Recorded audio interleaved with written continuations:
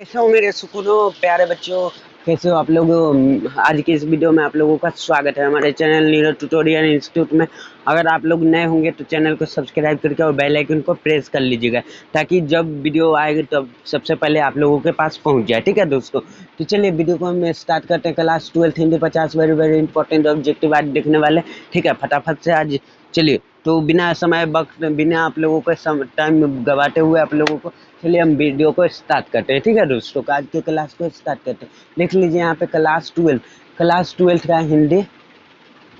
ठीक है दोस्तों, देखिए यहाँ पे क्लास 12 का Hindi 50 very very important objective देखने वाले हैं। ठीक है, चलिए तो आप लोग वीडियो को अंत तक जरूर देखिएगा। चैनल पे नए होंगे चैनल को सब्सक्राइब कर लीजिएगा और बेल आइकन को प्रेस कर लीजिएगा। इससे क्या हो जाएगा कि आप लोगों का जब भी वीडियो आए तो आप लोगों तक पहुंच जाए। ठीक है दोस्तों, इसलिए आप लोग जल्दी से जल्दी चैनल को सब्सक्राइब कर लीजिएगा। ठीक है, और वीडियो को ज़्यादा से ज़्यादा अपने दोस्तों के पास शेयर कीजिएगा। ठीक है दोस्तों, ताकि वो सब भी जान जाए। ठीक है, देखिए शिक्षा बांटने से कुछ घटता नहीं है और बल्कि और बढ़ता है। ठीक है, तो चलिए चैनल को फटाफट से आप लोग सब्सक्राइब करके और वीडियो को लाइक कर लीजिएगा। ठीक है, चलिए वीडियो को भी लाइक कर लीजिएगा, चैनल को सब्सक्राइब करके और वीडियो को लाइक कर लीजिएगा।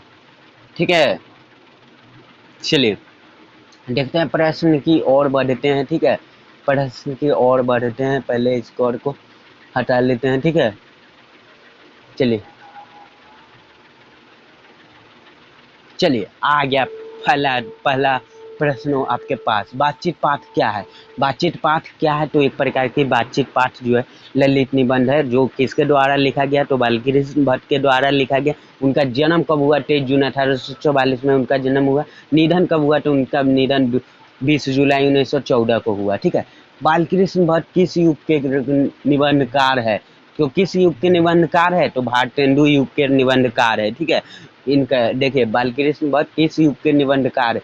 तो ये एक प्रकार के भारतेंदु युग के निबंधकार है। ठीक है दोस्तों, ऑप्शन सी हो जाएगा राइट आंसर। ठीक है, चलिए चलिए ऑप्शन सी हो जाएगा राइट आंसर। चलिए नेक्स्ट देख लेते हैं हम लोग तीसरा का प्रश्न। देखिए बालकृष्ण भट्ट ने कौन सा मासिक पत्र निकाला था? कौन सा मासिक पत्र निकाला था? तो ये हिंदी प्रदीप का मासिक पत्र निकाला था। ठीक है, जो कि बालकृष्ण भट्ट जी हिंदी प्रदीप का मासिक पत्र निकाला था। ठीक है दोस्तों, ऑप्शन सी हो जाएगा राइट आंसर। ठीक है, चलिए नेक्स्ट देख लेते हैं चौथा का प्रश्न। आर्ट ऑफ कन्वर्सेशन कहाँ से के लोगों में सर्वाधिक प्रचलित है? कहाँ के लोगों में है? तो आर्ट ऑफ कन्वर्सेशन जो है ज़्यादा से किस कहाँ के लोगों में है? तो यूरोप के लोगों में। ठीक है, ऑप्शन सी हो जाएगा राइट आंसर। ठीक है दोस्तों, ऑप्शन सी को डन कीजिए। ठीक है, चलिए पांचवा प्रश्न आप लोगों का स्क्रीन पर आ चुका है, देख लीजिए। पांचवा प्रश्न, बातचीत से मन किस प्रकार का हो जाता है? बातचीत से मन हल्का और स्वच्छ हो जाता है। ठीक है, हल्का और स्वच्छ हो जाता है, यानी ऑप्शन सी हो जाएगा राइट आंसर। ठीक है दोस्तों, हल्का और स्वच्छ हो जाएगा। ठीक है, ऑप्शन सी हो जाएगा राइट आंसर। ठीक है, चलिए नेक्स्ट देख लेते हैं हम लोग। एडिशन के अनुसार असल बातचीत कितने लोगों के बीच हो सकता है? एडिशन के अनुसार असल बातचीत कितने लोगों के बीच हो सकता है? तो एडिशन के द्वारा असल बातचीत दो लोगों के बीच हो सकता है बढ़िया से। ठीक है, क्योंकि वो दोनों दिल से अपने दिल से बात करेंगे। ठीक है, अपने दिल की बातें बताएंगे। अगर तीसरा अक्षर आता है तो वो दोनों लोगों का बात खत्म हो जाता है। ठीक है, एडिशन जी का यही मत है। ठीक है, रॉबिन्सन क्रूसो को कब तक मनुष्य का मुख देखने को नहीं मिला? तो कब तक नहीं मिला था? तो उनको कब तक नहीं मिला था मुंह देखने को? तो ये बहुत इंपॉर्टेंट प्रश्न है आप लोगों को, ये देख लीजिएगा आप लोगों, ये बहुत इंपॉर्टेंट प्रश्न है। तो कब तक नहीं मिला था? तो उनको 18 वर्षों तक नहीं, 16 वर्षों तक नहीं मिला था। ठीक है, ऑप्शन सी हो जाएगा राइट आंसर। ठीक है दोस्तों, चलिए नेक्स्ट देख लेते हैं हम लोग। आठवां का प्रश्न देख लेते हैं। देखिए आठवां का प्रश्न, बालकृष्ण भट्ट का जन्म कब हुआ था? देखिए पूछे अभी बताया ना कि 23 जून 1844 में, यानी 18 से 44 साल वाले से बातचीत करेंगे। ठीक है, यानी 23 जून 1844 में इनका जन्म हुआ था। ठीक है दोस्तों, 23 जून 1844 में। देखिए चकमा देने के लिए 23 जून भी लिख देता है, पर आप लोग चकमा नहीं कहिएगा। ठीक है, सूबेदारनी किस कहानी की पात्रा है? सूबेदारनी किस कहानी के पात्रा है? तो सूबेदारनी जो है रोज कहानी के पात्रा है। ठीक है दोस्तों, नहीं सूबेदार नहीं। ठीक है, सूबेदारनी जो है उसने कहा था कि पात्रा है, ठीक है। ऑप्शन बी हो जाएगा राइट आंसर, ठीक है दोस्तों। सूबेदारनी है उसने कहा था कि पात्रा, जो कि लहना सिंह के वही मतलब बचपन में उनसे प्यार करते। कुरमाई का क्या अर्थ होता है? कुरमाई का अर्थ क्या हो जाएगा? तो मंगनी, सगाई भी होता है, मंगनी हो जाएगा, ठीक है दोस्तों। ऑप्शन ए हो जाएगा राइट आंसर, ठीक है दोस्तों। उसने कहा था, उसने कहा था क्या हो जाएगा? उसने कहा था किस प्रकार की कहानी है? किस प्रकार की कहानी है? तो वो एक प्रकार की, देखिए उसने कहा था किस प्रकार की कहानी है पूछ रहा है, तो उसने कहा था एक प्रकार की कर्म प्रधान की कहानी है, ठीक है दोस्तों। कर्म प्रधान, ऑप्शन बी हो जाएगा राइट आंसर, ठीक है दोस्तों।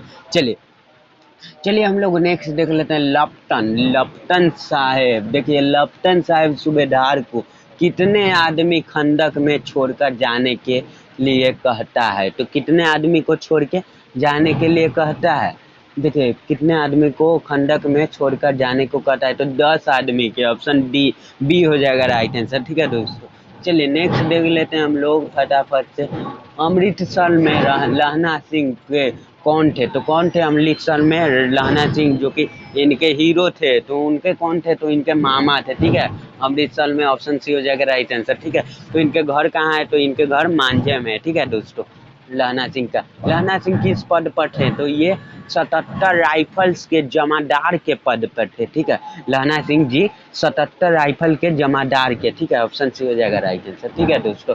चलिए नेक्स्ट देख लेते हैं 15 का प्रश्न। उसने कहा था, उसने कहा था कहानी कब प्रकाशित हुई? तो उसने कहा था कहानी कब प्रकाशित हुई? तो 1915 में उसने कहा था कहानी प्रकाशित हुई थी, ठीक है दोस्तों। मेरे दोस्तों 1915 में, ठीक है। देखिए 1915 ऑप्शन सी हो जाएगा राइट आंसर, ठीक है दोस्तों। चलिए नेक्स्ट हम लोग फटाफट से देख लेते हैं नेक्स्ट प्रश्न। शिक्षा प्राप्ति के लिए अमेरिका कौन गए थे? शिक्षा प्राप्ति के लिए अमेरिका कौन गए थे? मतलब पढ़ाई करने के लिए अमेरिका कौन गए थे? तो जयप्रकाश नारायण हो जाएगा, ऑप्शन सी हो जाएगा राइट आंसर, ठीक है दोस्तों। जयप्रकाश नारायण, ठीक है, जो कि संपूर्ण क्रांति के लेखक हुए, ठीक है। चलिए जयप्रकाश नारायण की रचना का नाम क्या है? देखिए अभी बोले थे ना जयशंकर प्रसाद जयप्रकाश नारायण का क्या है? तो संपूर्ण क्रांति। देखिए संपूर्ण क्रांति, सारा क्रांति खत्म होने के बाद जय जय जयकारा लगता है ना, यानी जयकारा, यानी जयप्रकाश नारायण। ये तिरिश है जो कि उदय प्रकाश जुत्थन, ओम प्रकाश वाल्मीकि शिक्षा, जय कृष्ण मूर्ति, और उसने का संपूर्ण क्रांति जयप्रकाश नारायण का हो जाएगा, ठीक है दोस्तों। चलिए हम लोग नेक्स्ट देख लेते हैं 18 का प्रश्न। संपूर्ण क्रांति का नारा किसने दिया था? संपूर्ण क्रांति का नारा देखिए किनका चैप्टर है? तो किनका है? तो जयकारा, जयप्रकाश जयकारा। देखिए सारा क्रांति खत्म होने के बाद जयकारा लगता है, यानी जयप्रकाश नारायण। देखिए जयप्रकाश नारायण, ऑप्शन बी हो जाएगा राइट आंसर, ठीक है दोस्तों। चलिए नेक्स्ट हम लोग देख लेते हैं जयप्रकाश नारायण के अनुसार, जयप्रकाश नारायण के अनुसार देश का भविष्य किसके हाथों में है? तो देश के भविष्य जो है नई पीढ़ी के हाथों में है, ठीक है। नई पीढ़ी के हाथों में है, जैसा मतलब आप लोग क्लास 12th में है तो आप लोगों के हाथों में ये देश के पीढ़ी आप लोगों के हाथ में है, ठीक है दोस्तों। तो आप लोग देश को गिराइएगा मत, तो उठा दीजिएगा। संपूर्ण क्रांति क्या है? संपूर्ण क्रांति क्या है? तो एक प्रकार का भाषण है। जीतने के बाद क्या करता है? सब जीतने के बाद, सारा क्रांति खत्म होने के बाद जीत गया तो क्या करता है? तो भाषण देता है कि हम ये करेंगे वो करेंगे, यानी ऑप्शन बी हो जाएगा राइट आंसर, ठीक है दोस्तों। चलिए नेक्स्ट देख लेते हैं हम लोग 21 का प्रश्न। नेक्स्ट देख लेते हैं 21 का। जयप्रकाश नारायण ने किस साल छात्र आंदोलन का नेतृत्व किया था? किस साल किया था? तो ये जयप्रकाश नारायण किस साल किया था? तो ये जो कि जयप्रकाश नारायण जी किस साल का में आंदोलन का नेतृत्व किया था? तो किस साल बताइए जल्दी से आप लोग। 1974 में किया था, ऑप्शन सी हो जाएगा राइट आंसर, ठीक है दोस्तों। चलिए नेक्स्ट प्रश्न 22 का प्रश्न देख लेते हैं हम लोग। 22, प्रजा सोशलिस्ट पार्टी का गठन कब हुआ था? प्रजा सोशलिस्ट पार्टी का गठन कब हुआ था? तो ये प्रजा सोशलिस्ट का पार्टी का गठन जो कि 1952 में हुआ था, ऑप्शन ए हो जाएगा राइट आंसर, ठीक है दोस्तों। चलिए नेक्स्ट देख लेते हैं हम लोग 23 का प्रश्न। दिनकर जी का जन्म बिहार के किस जिले में हुआ था? दिनकर जी का जन्म बिहार के किस जिले में हुआ था? तो बिहार के किस जिले में? तो बिहार के इनके दिनकर, किनके? तो रामधारी सिंह दिनकर, तो बेगूसराय जिले में हुआ था, ऑप्शन बी हो जाएगा राइट आंसर, ठीक है दोस्तों। चलिए 24 का प्रश्न देख लेते हैं हम लोग फटाफट से। 24 का प्रश्न देख लेते हैं। दिनकर जी को निम्न में से कौन सा पुरस्कार दिया गया था? तो इनको दिनकर जी का कौन सा पुरस्कार दिया गया था? तो बताइए आप लोग को ये क्वेश्चन का आंसर कमेंट में बताइए जल्दी से। तो इनको पद्म भूषण दिए थे, ठीक है, ऑप्शन बी हो जाएगा राइट आंसर, ठीक है दोस्तों। चलिए नेक्स्ट प्रश्न हम लोग चलिए देख लेते हैं। चलिए दिनकर जी की पहली कविता किस पत्रिका को प्रकाशित हुई, किस पत्रिका को हुई थी, ठीक है दोस्तों, बताइए आप लोग जल्दी से इसका राइट आंसर। तो इसका राइट आंसर देखिए किस पत्रिका को प्रकाशित हुई, तो इनको छात्र सहोदर के हुए, ठीक है, ऑप्शन ए हो जाएगा राइट आंसर, ठीक है दोस्तों। चलिए 26 का प्रश्न हम लोग देख लेते हैं, ये आपके स्क्रीन पर आ चुका है। अर्धनारीश्वर का किस विद्या से संबंध है, अर्धनारीश्वर के किस विद्या से संबंध है, अर्धनारीश्वर एक प्रकार का निबंध है, ठीक है दोस्तों, अर्धनारीश्वर निबंध है, ठीक है, ऑप्शन ए हो जाएगा राइट आंसर, अर्धनारीश्वर का निबंध से है, ठीक है।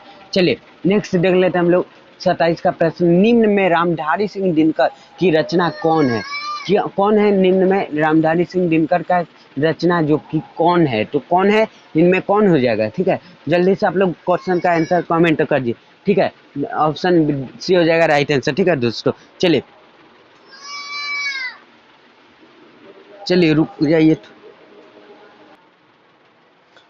तो चलिए दोस्तों देखते हैं हम इस कहानी को, देखिए 28वां प्रश्न को देख लेते हैं। निम्नलिखित में से कौन सी रचना, देखिए पहले हम वीडियो को स्टार्ट कर देते हैं, ठीक है। चलिए चलिए पहले इसको बढ़िया से साइज को कर देते हैं। निम्नलिखित में से कौन सी रचना दिनकर जी की नहीं है, कौन सी रचना नहीं है, तो दिनकर जी की रचना कौन सी नहीं है, बताइए आप लोग जल्दी से कमेंट में बताइए। तो जुट्ठन नहीं है, ठीक है, ऑप्शन सी हो जाएगा राइट आंसर, ऑप्शन सी, ठीक है। चलिए जुट्ठन इनके नहीं है, दिनकर जी के कहानी नहीं है, ठीक है। अर्धनारीश्वर कल्पित रूप है, क्या चीज के कल्पित रूप थे, ठीक है, अर्धनारीश्वर कल्पित रूप है क्या चीज के, तो शिव और पार्वती का, ठीक है दोस्तों, शिव और पार्वती जी का अर्धनारीश्वर, देखिएगा आधा आधा पर इधर शंकर जी और इधर पार्वती जी का रहता है, शिव और पार्वती जी का, ऑप्शन ए हो जाएगा राइट।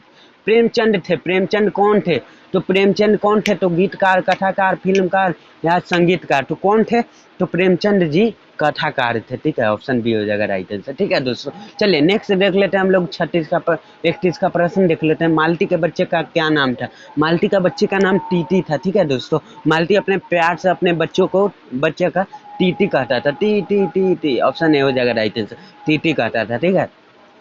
लेखक इनके घर गए तो इनके पति जो महेश्वर थे वो डॉक्टर थे, ठीक है दोस्तों, इनके पति महेश्वर थे जो डॉक्टर थे, क्या चीज़ का, तो ग्रेग्रीन नामक एक बीमारी का ये डॉक्टर थे, ठीक है। मालती के पति जो महेश्वर जो एक ग्रेग्रीन नामक, चलिए अज्ञेय मूलंत क्या है, अज्ञेय मूलंत क्या हो जाएगा, अज्ञेय मूलंत क्या हो जाएगा, तो ये एक प्रकार की कहानीकार है, ठीक है। अज्ञेय सच्चिदानंद हीरानंद बादशाह अज्ञेय जी एक कहानी निकाल लेते हैं, ठीक है, रोज कहानीकार हो जाएगा, ऑप्शन सी हो जाएगा राइट आंसर, ठीक है दोस्तों। चलिए 33 का प्रश्न देख लेते हैं हम लोग। 33 का प्रश्न, मालती के पति किस बीमारी का ऑपरेशन करके आए थे, किस बीमारी का ऑपरेशन करके आए थे, बताए ना अभी कि ग्रेग्रीन नामक जो पैर में शीशा चुभने से हो जाता है, वही ग्रेग्रीन नामक बीमारी का करके आए थे, ठीक है दोस्तों। 34 का प्रश्न देख लेते हैं हम लोग। देखिए यहाँ पे अज्ञेय की पहली कहानी कब प्रकाशित हुई, अज्ञेय की कहानी पहली कहानी कब प्रकाशित हुई, तो कब हुई थी, तो ठीक है देख लेते हैं हम लोग। अज्ञेय की कहानी जो सच्चिदानंद हीरानंद बादशाह अज्ञेय जी का कहानी 1924 में प्रकाशित हुई थी, ऑप्शन बी हो जाएगा राइट आंसर, ठीक है दोस्तों। चलिए नेक्स्ट प्रश्न हम लोग देख लेते हैं। 35 का प्रश्न देख लेते हैं। देखिए रोज शीर्षक कहानी के लेखक कौन है, रोज शीर्षक कहानी के लेखक कौन हो जाएंगे, ठीक है। रोज के कहानी, रोज एक ही को बटवा कहता था, आगे 11 रुपया दे, यानी अज्ञेय हो जाएगा। सच्चिदानंद हीरानंद बादशाह ने अज्ञेय, तो उसमें पूरा नहीं नाम देगा, अज्ञेय सिर्फ देगा, ऑप्शन बी हो जाएगा राइट आंसर, ठीक है दोस्तों, अज्ञेय हो जाएगा इसका राइट आंसर, ठीक है। चलिए फटाफट से हम लोग 36 का प्रश्न हम लोग देख लेते हैं। देखिए अब धीर चालना चल बंदे तू अपनी राह बना ले, जो तू दिल से टार सप्तक का संपादक है, कौन है टाट सप्तक के संपादक कौन है, तो सच्चिदानंद हीरानंद बादशाह अज्ञेय जी हो जाएंगे, ठीक है। टाट सप्तक के संपादक जी, ऑप्शन डी हो जाएगा राइट आंसर, ठीक है दोस्तों। चलिए नेक्स्ट देख लेते हैं हम लोग 37 का प्रश्न, आप लोगों का 37 का प्रश्न देख लेते हैं। देखिए भगत सिंह की रचना निम्न में से कौन है, भगत सिंह की रचना निम्न में से कौन हो जाएगा, तो निम्न में से एक लेख और एक पत्र, एक लेख और एक पत्र लिख के और भागेंगे न रात में, यानी एक लेख और एक पत्र इनके हो जाएगा, ठीक है। संपूर्ण क्रांति जयप्रकाश प्रकाश नारायण ओषधा नीरा जो कि जगदीश चंद्र माथुर उसने कहा था, चंद्रधर शर्मा गुलेरी द्वारा लिखा गया। इनका हो जाएगा और एक लेख और एक पत्र, ऑप्शन बी हो जाएगा राइट आंसर। ठीक है दोस्तों, चलिए नेक्स्ट देख लेते हैं 28 का प्रश्न। एक लेख और एक पत्र, एक लेख और एक पत्र में भगत सिंह ने किसको पत्र लिखा है, किसको पत्र लिखा है? तो एक लेख और एक पत्र ने में भगत सिंह ने किसको पत्र लिखा है? तो ये किसको पत्र लिखा है? सुखदेव को। ठीक है, ऑप्शन ए हो जाएगा राइट आंसर। ठीक है दोस्तों, चलिए नेक्स्ट 39 का प्रश्न हम लोग देख लेते हैं। सन 1924 में 1926 में भगत सिंह ने किस दल का गठन किया, किस दल का गठन किया? तो ये जो है किस दल का गठन किया? तो ये जो है नौजवान, ठीक है, नौजवान भारत सभा को। ठीक है, ऑप्शन बी हो जाएगा राइट आंसर। ठीक है दोस्तों, चलिए नेक्स्ट 40 का प्रश्न आप लोगों के स्क्रीन पर आ चुका है। भगत सिंह के पिता का क्या नाम था? भगत सिंह का जी जो पिता थे उनका क्या नाम था? भगत सिंह का पिता का नाम क्या था? ठीक है दोस्तों, तो भगत सिंह का पिताजी के नाम देखिए सरदार किशन सिंह हो जाएगा। ठीक है, सरदार किशन सिंह। ठीक है, सरदार किशन सिंह, ऑप्शन बी हो जाएगा राइट आंसर। ठीक है दोस्तों, चलिए नेक्स्ट 41 का प्रश्न हम लोग देख लेते हैं फटाफट से। 41 का प्रश्न हम लोग देख लेते हैं। ठीक है, चलिए 41 का प्रश्न हम लोग देख लेते हैं। गणेश शंकर का विद्यार्थी किस पत्र संपादक करते थे? किस पत्र में करते थे? तो ये किस पत्र में हो जाएगा? तो ये हो जाएगा किस पत्र में? तो आप लोगों का बताइए, आप लोग कमेंट में जल्दी से जल्दी बताइए। तो ये हो जाएगा प्रताप का। ठीक है, ऑप्शन डी हो जाएगा राइट आंसर। ठीक है दोस्तों, चलिए नेक्स्ट देख लेते हैं हम लोग 42 का प्रश्न देख लेते हैं। ठीक है, 42 का प्रश्न देख लेते हैं। जगदीश चंद्र माथुर की रचना निम्न में से कौन है? जगदीश चंद्र माथुर जी का रचना निम्न में से कौन हो जाएगा? तो जगदीश चंद्र माथुर, देखिए ओ सदा नीरा, नीर को क्या चीज में रखेंगे? नीर को जग में रखेंगे, यानी जगदीश चंद्र माथुर का हो जाएगा नीर, ओ सदा नीरा। ठीक है, शिक्षा के जे कृष्णमूर्ति, रोज के सच्चिदानंद, हीरानंद बादशाह, जूठन के ओम प्रकाश वाल्मीकि द्वारा लिखा गया। ठीक है दोस्तों, ये रोज तो सच्चिदानंद हीरानंद बादशाह नगे और जुट्ठन ओम प्रकाश वाल्मीकि द्वारा लिखा गया। वो सदा शिक्षा के जे कृष्णमूर्ति हो जाएगा। ठीक है दोस्तों, चलिए 43 का प्रश्न स्क्रीन पर आ चुका है, देख लीजिए आप लोग। भगत सिंह को अपने लिए सजा के संबंध में क्या विश्वास था? क्या विश्वास था? तो उनका क्या विश्वास था भगत सिंह को? तो भगत सिंह को उनको मतलब विश्वास था कि हमें मृत्यु दंड का, ठीक है, कि हमें मृत्यु दंड हो जाएगा। ठीक है, तो उनको फांसी भी दे दिया गया था। भगत सिंह का कहानी बहुत ही दर्दनाक कहानी है, इमोशनल का कहानी। आप लोग पढ़ के देखिएगा, ये कमेंट में आप लोग बताइएगा। ठीक है, आप लोग पढ़ के और कमेंट में बताइएगा। एक और उसने कहा था भी कहानी जो बहुत इमोशनल वाला कहानी है। ठीक है, पढ़ के देख लीजिएगा। प्रिंस क्रोपोटकिन कौन था? प्रिंस क्रोपोटकिन कौन था? तो इसमें कौन हो जाएगा बताइए आप लोग? Prince Kropotkin. ठीक है, अगर नहीं पढ़ना चाहते हैं तो आप लोग मेरे वीडियो देख सकते हैं, अर्धनारीश्वर का विद्वान। ठीक है, ऑप्शन ए हो जाएगा राइट आंसर। ठीक है, हम बताए हुए पढ़ के बताए हुए। ठीक है, चलिए जगदीश चंद्र माथुर मूलतः क्या थे? जगदीश चंद्र माथुर जी के क्या थे? ठीक है, तो उस जगदीश चंद्र माथुर ओषधा नीरा के लेखक थे। तो वो क्या थे? तो ओषधा नीरा एक प्रकार का निबंधकार थे। ठीक है, ऑप्शन ए हो जाएगा राइट आंसर, निबंध है। ठीक है, चलिए देखिए अब बेस्ट ऑफर, ठीक है, आप लोगों का एकदम बेस्ट। ठीक है, आप लोग जल्दी से जल्दी आप लोग चैनल को सब्सक्राइब कर लीजिए और बेल आइकन को प्रेस कर लीजिए। ठीक है दोस्तों, और वीडियो को लाइक करके और ज़्यादा से ज़्यादा शेयर कीजिए आप लोग। ठीक है दोस्तों, तो चलिए अब आज के लिए इतना ही, वीडियो काफ़ी है। ठीक है, चलिए आज के लिए इतना ही, वीडियो काफ़ी है दोस्तों। ठीक है, चलिए बिहार बोर्ड परीक्षा 2026 बैच तो ऑफर देख लेते हैं सभी पढ़ कर।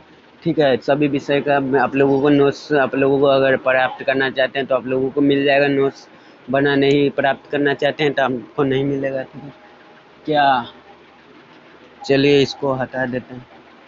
ठीक है, मुझे कोई ज़रूरत नहीं है।